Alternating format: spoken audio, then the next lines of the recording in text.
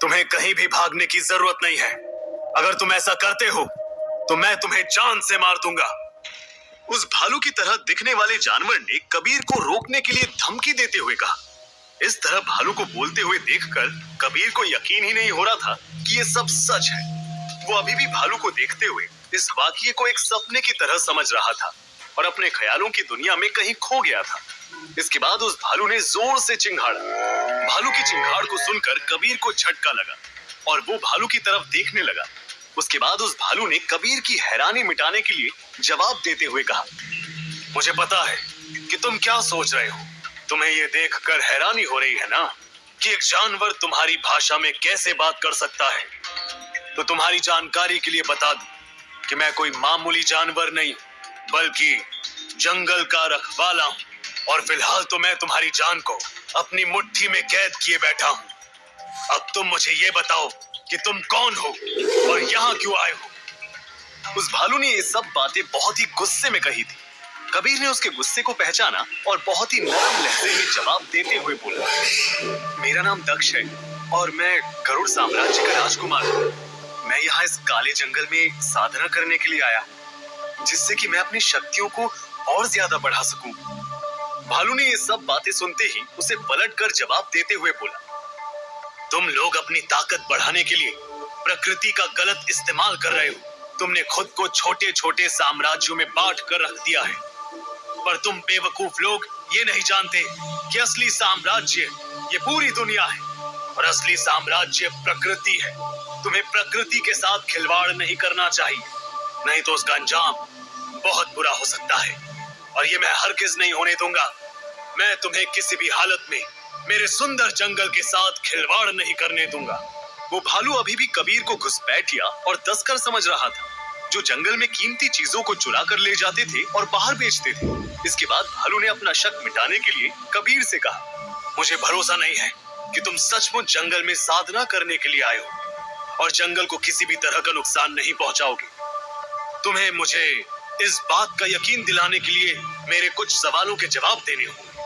कबीर ने उस भालू की बात को सुना और फिर हामी भरते हुए कहा, आपका शक मिटाने के लिए मुझे आपकी हर एक शर्त मंजूर है। आप जो चाहे मुझसे पूछ सकते हैं। भालू ने कबीर की तरफ देखा और उससे अपना पहला सवाल किया, अच्छा तो मुझे ये बताओ, अगर तुम्हें अपनी शक्तियों को बढ़ाने के लिए इस जंगल के किसी पौधे को उखाड़ने की जरूरत पड़ी तो तुम उसका किस तरह से इस्तेमाल करो।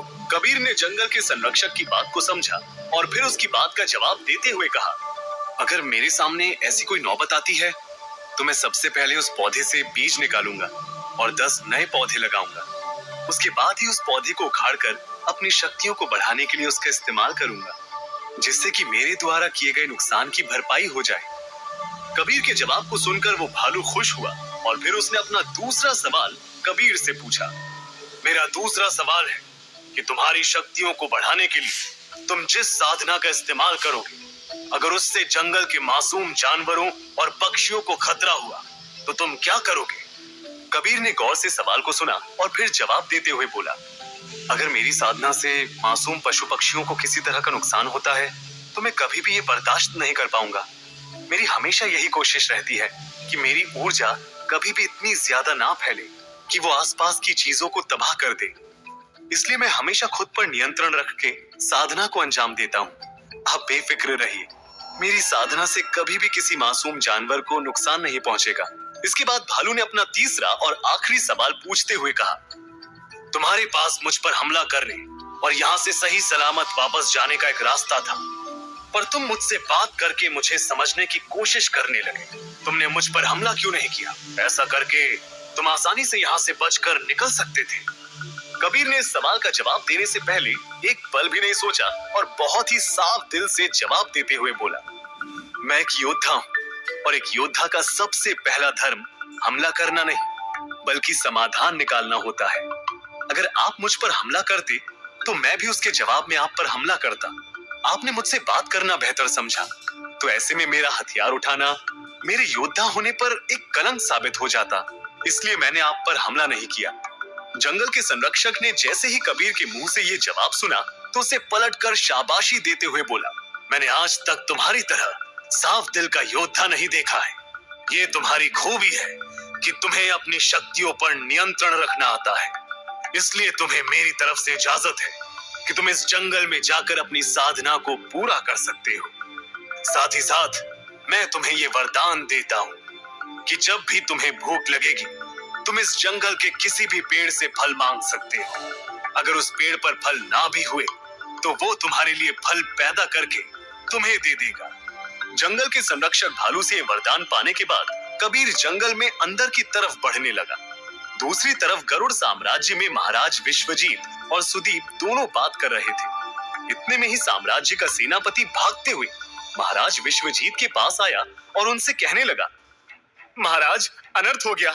आप नहीं जानते साम्राज्य पर कितनी बड़ी मुसीबत आन पड़ी है।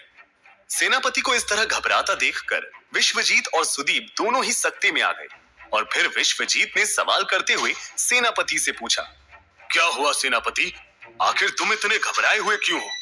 ऐसी कौन सी मुसीबत है जो हमारे साम्राज्य को घेर रही है?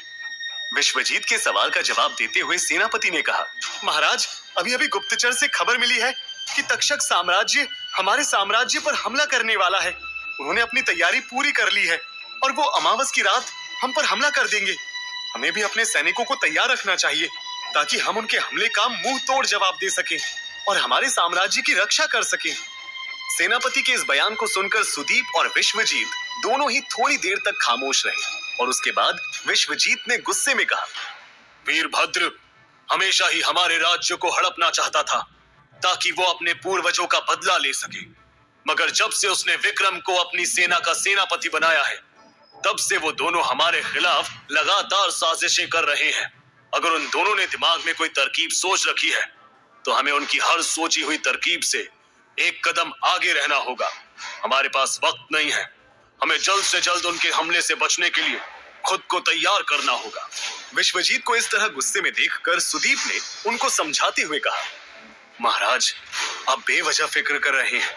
हमारी सेना भी काबिल है और हमारे योद्धा भी।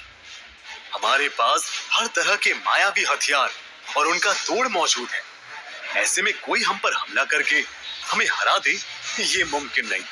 और राजकुमार दक्ष ने भी अपने आप को इतना काबिल बना लिया है कि वो अकेले ही पूरी सेना से लड़ सकते हैं। इसलिए हमें छोटे मोटे हमले के बारे में सोचकर घबराना नहीं चाहिए, बल्कि अपनी काबिलियत पर गर्व करते हुए हर एक आने वाले खतरे का सामना करना चाहिए। विश्वजीत ने सुदीप की सारी बातें सुनी और उसके बाद जवाब देते हुए कहा, हाँ, तुम सही कह रहे हो, मगर हमें जल्द से जल्द दक्ष को इस सब की खबर देनी होगी ताकि वो हमारी सेना की बागडोर संभाल कर इस युद्ध में हमारे राज्य को जीत दिला सके। चलो दक्ष की महल की तरफ चलते हैं और उसे इस खतरे के बारे में बताते हैं। दक्ष के काले अंधेरे जंगल में होने की खबर से अनजान विश्वजीत और सुदीप दक्ष के महल की तरफ जाने लगे। उधर जंगल के संरक्षण से वरदान मिलने के बाद कबीर ने हर एक पेड़ से फल मांगकर बहुत से फल खाए और अपनी भूख मिटाने लगा। काफी देर से चलने के कारण कबीर थक चुका था और इतना सारा फल खाने की वजह से उसे आलस भी आने लगा था। इसलिए उसने हल्की हल्की नींद में डूबी आवाज के साथ कहा, लगता है मैंने कुछ ज्यादा ही फल खा लिए हैं। फिलहाल तो मैं एक कदम भी और आगे नहीं चल पाऊंगा। अभी मैं इसी पेड़ के नीचे लेटकर आराम कर लेता हूँ। थकान मिटाने के बाद यहाँ से आगे की तरफ चल पड़ूंगा। इतनी बात बोलकर कबीर वहीं पेड़ के नीचे सो गया। आंखें मूंदने के बाद कुछ पलों में ही कबीर को नींद आ गई और कबीर एक बार फिर अपने ख्वाबों की दुनिया में खो गया। कबीर, हमारे पास सिर्फ 1 महीना है। तुम्हें मेरे पापा से हमारी शादी को लेकर जल्द से जल्द बात करनी होगी, नहीं तो हम कभी भी एक साथ नहीं रह पाएंगे। आज एक बार फिर कबीर के सपने में निहारिका आ रही थी, जो उसे याद दिला रही थी कि 1 महीने के अंदर कबीर को उससे शादी करनी है। कबीर निहारिका को कुछ जवाब दे पाता उससे पहले ही निहारिका को एक काला अंधेरा साया खींचकर अपने साथ ले गया। निहारिका, रुको! कबीर ने चिल्लाते हुए उस साए के हाथ को पकड़ने की कोशिश की, मगर वो उसे पकड़ने में नाकाम रहा। सपने में इतना डरावना मंजर देखकर कबीर नींद से जाग गया। इसके बाद अपनी बढ़ी हुई धड़कनों के साथ कबीर ने खुद से बातें करते हुए कहा, आजकल मुझे बार बार निहारिका के सपने क्यों आ रहे हैं? क्या ये सपना मुझे किसी तरह का इशारा करना चाहता है? मुझे जल्द से जल्द इन ख्वाबों के पीछे का राज पता करना होगा। वैसे हो सकता है कि अविरल को इसके बारे में कुछ पता हो। मुझे जल्द से जल्द ढूंढना होगा और अपने सवाल पूछने होंगे। इतना कहने के बाद कबीर अपने दोनों पैरों को मोड़कर घुटनों के बल बैठ गया। उसने अपने दोनों हाथों को उठाया और एक हाथ की हथेली को खोलकर दूसरे हाथ से मुट्ठी बनाकर उसको चिपका लिया। इसके बाद कबीर एक मंत्र दोहराने लगा, खोजी संकेत सक्रियम। इस मंत्र को दोहराते हुए कबीर अविरल के बारे में सोच रहा था। उसके ऐसा करने से उसके दिमाग से निकलने वाली तरंगे हवा के साथ चलकर जंगल के चारों ओर फैलने लगी थी। कुछ देर तक यूं ही मंत्र दोहराने के बाद यह तरंगे अविरल के पास से टकराकर वापस कबीर की तरफ आई। तरंगों के वापस आने से कबीर को झटका लगा और उसने अपने मंत्रों को दोहराना छोड़ दिया। इसके बाद कबीर ने धीमी आवाज में कहा, ये संकेत बता रहे हैं कि अविरल जंगल की दक्षिण दिशा की तरफ है और वो मुझसे ज्यादा दूर नहीं है। मुझे जल्द से जल्द उसके पास जाकर अपने इन ख्वाबों के बारे में पूछना होगा। इतना कहकर कबीर दक्षिण दिशा में अविरल को खोजने के लिए निकल पड़ा। उधर राजमहल से निकलकर महाराज विश्वजीत और सुदीप दोनों दक्ष के महल में पहुंच गए थे। मगर जब उन्होंने दक्ष को उसके महल में नहीं पाया तो फिर वो दक्ष के बारे में जानकारी हासिल करने के लिए महारानी रत्नप्रभा के पास आए। महाराज विश्वजीत ने अपनी बहू रत्नप्रभा से सवाल करते हुए पूछा, महारानी रत्नप्रभा, क्या आपको पता है दक्ष कहां पर है? हमने पूरे महल को छान मारा है पर हमें दक्ष का कोई भी नामो निशान यहाँ पर नहीं मिला। महाराज विश्वजीत का इस तरह दक्ष के बारे में सवाल करना रत्नप्रभा को थोड़ा चौंका रहा था। रत्नप्रभा ने हैरत भरी निगाहों के साथ महाराज विश्वजीत को देखा तो फिर उनके सवाल का जवाब देते हुए बोली, महाराज, आपने ही तो दक्ष को काले अंधेरे जंगल में जाने की इजाजत दी थी और आप ही भूल गए। दक्ष अपनी साधना करने के लिए उत्तर दिशा में स्थित उसी जंगल में गया है। विश्वजीत ने ये बात सुनी और उसके बाद एकदम से चौंकते हुए बोला, ये तुम क्या कह रही हो? ना ही दक्ष ने मुझसे इस बारे में कोई बात की है और ना ही मैंने दक्ष को किसी भी तरह की कोई इजाजत दी है। लगता है वो तुमसे झूठ बोलकर जंगल की तरफ गया है। विश्वजीत ने जैसे ही ये बात कही वैसे ही रत्नप्रभा को एक झटका सा लगा। उन्हें यकीन नहीं हो रहा था कि उनका अपना बेटा उनसे इस तरह झूठ बोल सकता है। रत्नप्रभा ने जैसे ही सोचा कि दक्ष जंगल में अकेला है तो ये सोचकर रत्नप्रभा को दक्ष की फिक्र सताने लगी। इस झूठ के सामने आने के बाद अब आगे क्या होगा दक्ष के साथ? क्या कबीर अविरल से मिलकर निहारिका के सपनों के पीछे छिपा सच जान पाएगा? और जब तक्षक साम्राज्य गरुड़ साम्राज्य पर हमला करेगा तो क्या होगा? इन सभी सवालों के जवाब जानने के लिए सुनते रहे हमारी ये सीरीज सिर्फ और सिर्फ पॉकेट एफएम पर।